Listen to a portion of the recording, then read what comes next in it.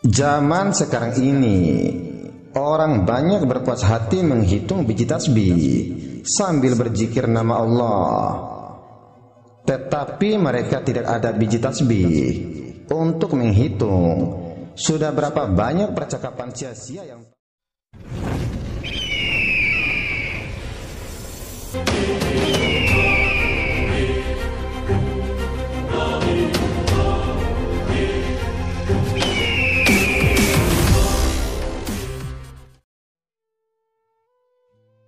Bismillahirrahmanirrahim. Assalamualaikum warahmatullahi wabarakatuh. Pada kesempatan kali ini, aku ingin memberikan sedikit nasihat bijak yang mungkin bisa memberikan manfaat bagi setiap orang yang belajar ilmu ma'rifat. Sebab tidak jarang kejadian ini sering terjadi sejak dari zaman dulu hingga sekarang ini. Oleh karena itu, silakan dengarkan ini baik-baik. Orang yang menuntut ilmu itu ibaratkan perumpamaan sebagai berikut. Seorang petani pergi menabur benih. Sebagian benih jatuh di pinggir jalan, lalu diinjak orang dan burung-burung memakannya. Ada yang jatuh di tempat berbatu, kemudian tumbuh sebentar, lalu layu karena tidak subur. Ada yang jatuh di semak duri, tumbuh tapi terhimpin lalu mati. Ada juga yang jatuh di tanah subur, lalu tumbuh dan menghasilkan buah 100 kali lipat. Soal, apa arti perumpamaan bagi orang yang banyak itu?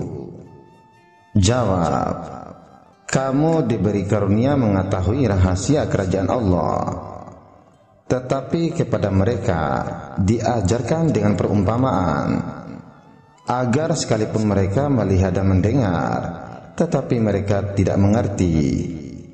Soal, apakah arti benih?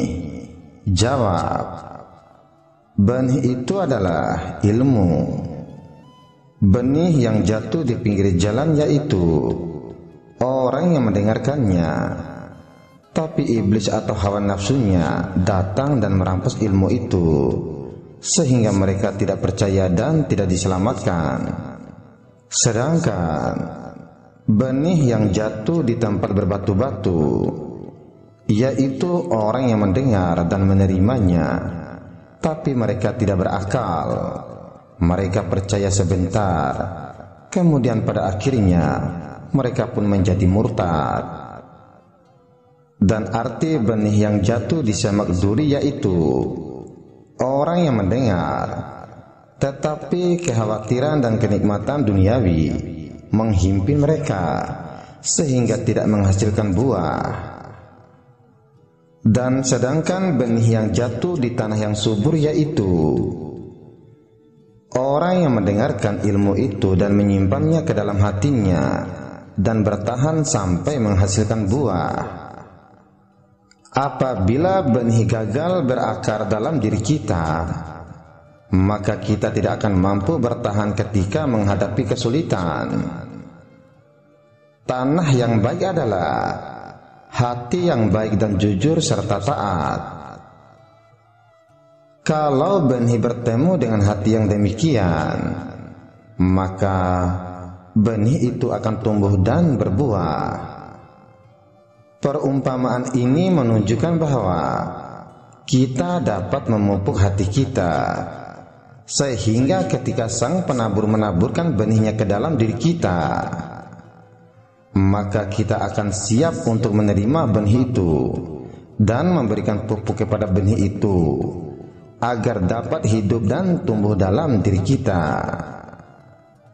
Lihatlah iblis, di mana sebelumnya dia adalah makhluk yang sangat taat beribadah kepada Allah. Namun siapa sangka pada akhirnya dia menjadi makhluk yang terkutuk. Takutlah kalian dengan rencana Allah, karena kita tidak tahu apa yang akan terjadi di hari esok.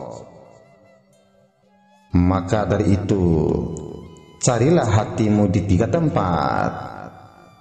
temui hatimu sewaktu bangun membaca Al-Quran. Tetapi jika tidak kamu temui, carilah hatimu ketika mengerjakan sholat. Jika masih saja tidak kamu temui juga, carilah hatimu ketika duduk tafakkur mengingati mati. Jika kamu masih tidak temui juga, maka berdoalah kepada Allah, mintalah hati yang baru, karena hakikatnya pada ketika itu kamu tidak mempunyai hati. Zaman sekarang ini orang banyak berpuas hati menghitung biji tasbih sambil berzikir nama Allah, tetapi mereka tidak ada biji tasbih untuk menghitung sudah berapa banyak percakapan sia-sia yang telah mereka ucapkan. Soal bagaimanakah caranya agar jati diriku bisa terungkap? Jawab, perkecilah dirimu, maka kamu akan tumbuh lebih besar dari dunia. Tiadakan dirimu, maka jati dirimu akan terungkap tanpa kata-kata.